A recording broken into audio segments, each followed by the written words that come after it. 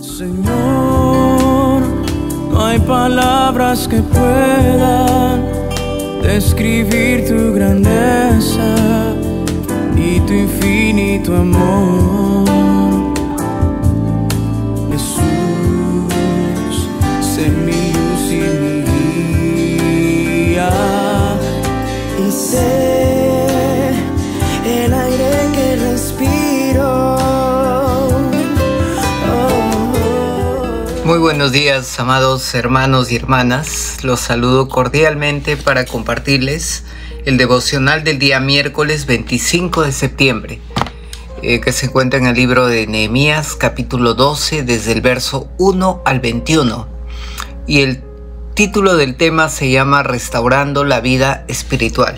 Vamos a orar para pedirle a nuestro Dios su guía, para poder entender su palabra y pedirle que nos dé una palabra específica que podamos aplicarla a nuestra vida. Vamos a orar. Padre bendito, gracias por el privilegio y la responsabilidad de compartir tu palabra. Sabemos que tu palabra es viva y eficaz y es más cortante que una espada de doble filo. Te pedimos que nos des una palabra específica para nuestra vida, Señor.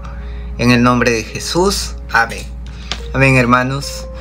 Bueno, me ha tocado un tema ya básicamente haciendo como una especie de conclusión, ¿no?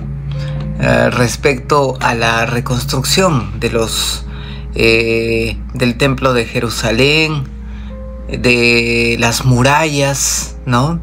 Entonces, vamos a compartir este capítulo 12 y como contexto, es un periodo luego del exilio, cuando los israelitas regresaron a Jerusalén bajo un decreto del rey Ciro, el rey de Persia, y luego de la reconstrucción del templo y las murallas, que fueron un logro clave para la restauración de la ciudad, mientras que Nehemías y Esdras se encargaron o se enfocaron de la restauración espiritual y social del pueblo. Amén. Entonces, en este capítulo 12, básicamente se trata, ¿no?, de la restauración de la adoración en el templo. Para esto, todos estos versos citan qué sacerdotes y qué levitas participaron. Entonces, no voy a leer toditito los versos porque me pasaría leyendo nombres. Solamente voy a leer el verso 1.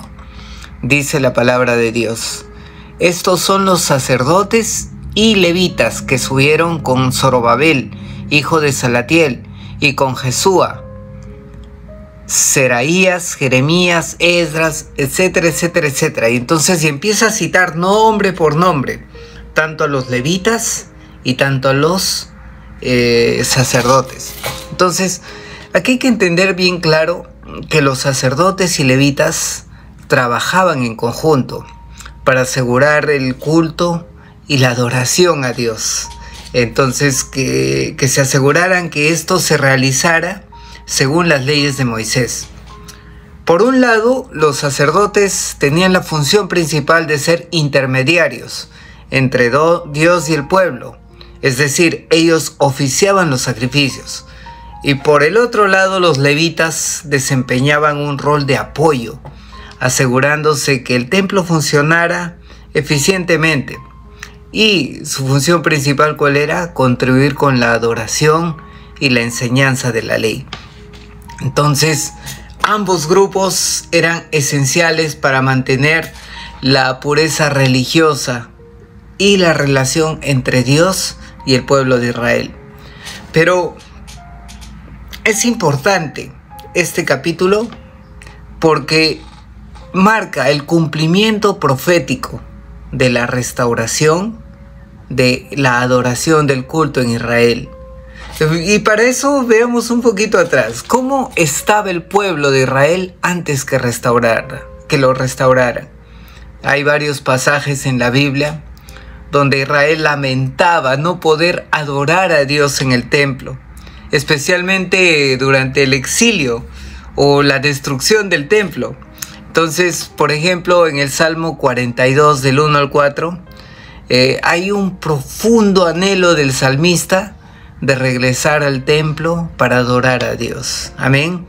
Y este texto dice así: como el ciervo brama por las corrientes de aguas, así clama, oh Dios, mi alma. Mi alma tiene sed del Dios vivo. ¿Cuándo vendré y me presentaré delante de Dios? Fueron mis lágrimas pan de día y de noche, mientras me dicen todos los días: ¿dónde está tu Dios? Me acuerdo de estas cosas y derramo mi alma dentro de mí, de cómo yo fui con la multitud y la conduje hasta la casa de Dios, con voz de alegría y de alabanza del pueblo en fiesta. Por otro lado, también en el libro de Lamentaciones, capítulo 1, verso 4, el profeta Jeremías lamenta la destrucción de Jerusalén, el abandono del templo, y refleja ese dolor que tenía Israel de no poder adorar, de no poder estar en el templo. Entonces, Jeremías escribe así, ¿no? Los caminos de Sión tienen luto, porque no hay quien venga a las fiestas solemnes.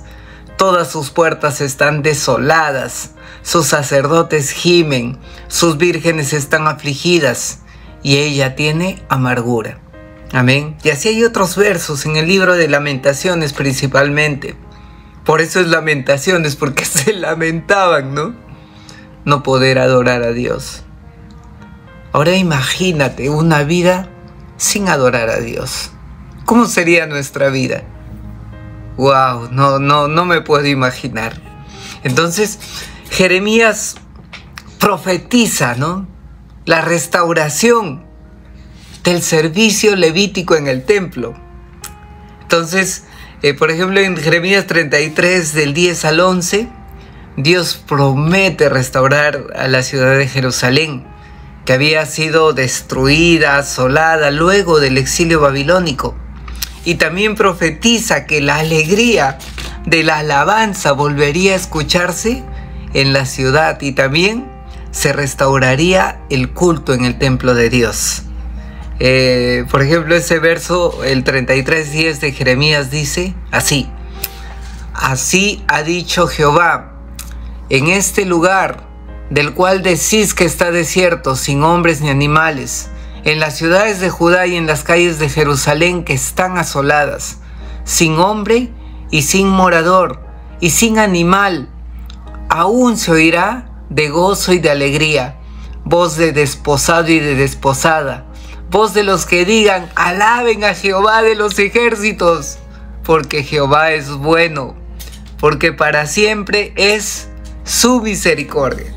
Entonces, si bien es cierto, el pueblo estaba triste, asolado, porque no podía adorar a Dios, había una voz de esperanza por medio del profeta Jeremías, donde ya profetizaba: esto va a pasar, el templo de Jerusalén va a ser reconstruido, va a haber nuevamente la adoración, vamos a cantar, vamos a alabar a Dios. Amén. Entonces, vemos ahí, ¿no?, esa promesa de restauración. Entonces, ¿por qué es importante la adoración en el templo de Jerusalén? Porque era la parte central de la vida espiritual de los judíos. Aparte, ¿no?, de los cantos, de las oraciones, también incluía sacrificios, ¿no? Entonces, y ahí tanto los levitas y los cantores tenían ese rol crucial de dirigir al pueblo, ¿no?, en el culto. Y la adoración no solamente era una práctica religiosa, sino era una expresión de gratitud, de dependencia, de comunión con Dios, ¿no? Entonces, amados hermanos, esa era la adoración en Jerusalén, en Israel, que tuvo un tiempo de oscuridad, que hubo una promesa de restauración, y Dios, fiel a su palabra, cumplió esa restauración de la adoración. Ahora, aplicándolo a nuestra vida. Dice que la palabra de Dios en el libro de Corintios que nosotros somos templo del Espíritu Santo. Yo te pregunto, ¿cómo está la adoración en nuestro templo? ¿Cómo está? ¿El templo adora a Dios? El templo que somos nosotros, me refiero. ¿O ese templo está derribado? Y en lugar de adoración, nos hemos llenado de desesperanza, de tristeza, de angustia, de desesperación, de depresión. ¿Cómo está la adoración en nuestro templo? La adoración a Dios en nuestras vidas debe ser auténtica, constante. Y no solamente debe reflejarse en nuestras palabras, sino también en nuestras acciones. Amén. Por ejemplo, Jesús, ¿cómo decía en el libro de Juan 4, del 23 al 24? Porque Él explicaba cómo debe ser la adoración en nuestras vidas. Y Jesús, ¿qué decía? Mas la hora viene y ahora es cuando los verdaderos adoradores adorarán al Padre en espíritu y en verdad. Porque también el Padre a tales adoradores busca que le adoren. Dios es espíritu, y los que le adoran en espíritu y en verdad es necesario que le adoren.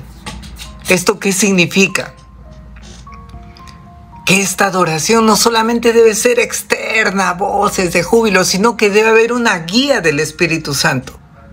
Y esto se basa en una relación sincera con Dios.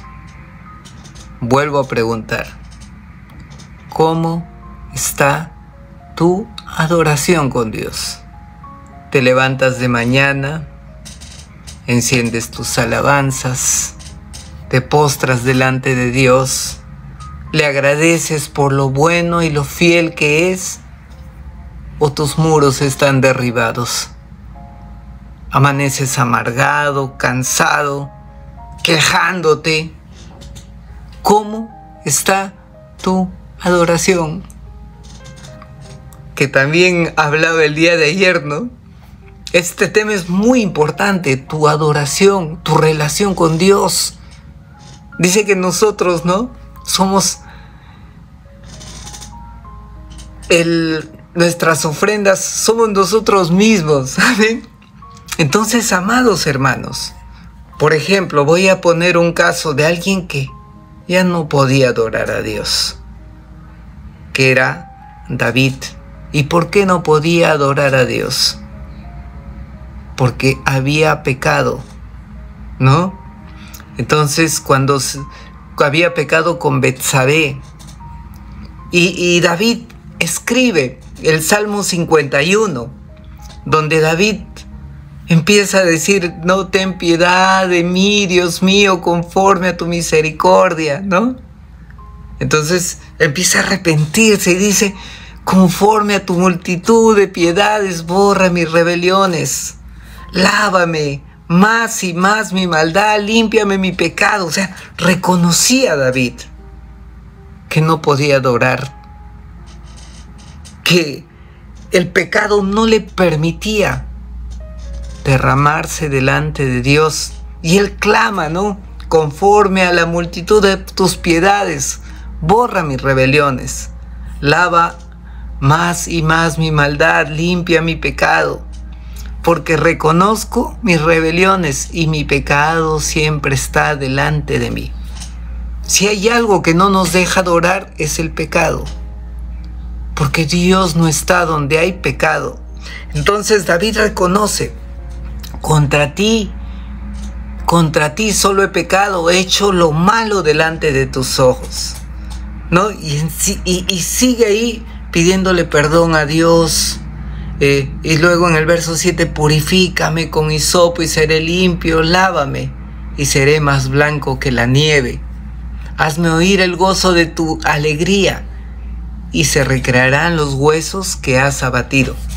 Aquí vemos un hombre triste, enfermo, con dolor en el corazón, con dolor profundo en el alma. Amén.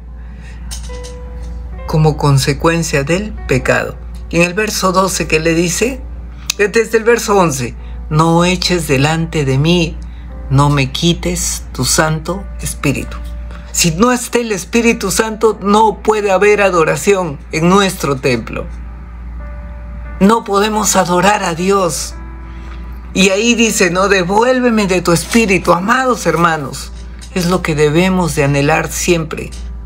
Podrá faltarnos todo. Comida, dinero, qué sé yo. Pero no nos puede faltar la presencia de Dios, el Espíritu Santo. Entonces en el verso 13, ¿qué dice David? Entonces, ¿no? Enseñaré a los transgresores los pecados y tus caminos, y los pecadores se convertirán a ti. Y saltamos un poquito, y en el verso 15, ¿qué dice? Señor, abre mis labios y publicará mi boca tu alabanza. Aquí que vemos a un David siendo restaurado, habiendo pedido perdón por sus pecados y finalmente restaurando su adoración a Dios.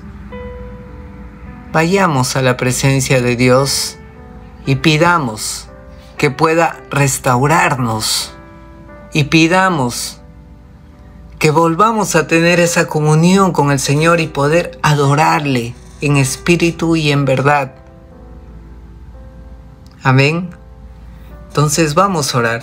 Padre bendito, gracias, porque así como restauraste en la época de Nehemías la vida espiritual de los israelitas, Señor, a pesar de todas las dificultades, a pesar de todas las circunstancias, restauraste la adoración en el templo, Señor, de Jerusalén. Así también te pedimos que restaures nuestra adoración en nuestro templo, Señor, porque nosotros somos templo del Espíritu Santo, Señor. Queremos vivir en comunión contigo, alabándote siempre, Señor, adorándote, Señor, porque solo tú eres digno de toda alabanza y toda adoración. En el nombre de Jesús, amén. Señor, no hay palabras que puedan describir tu grandeza y tu infinito amor.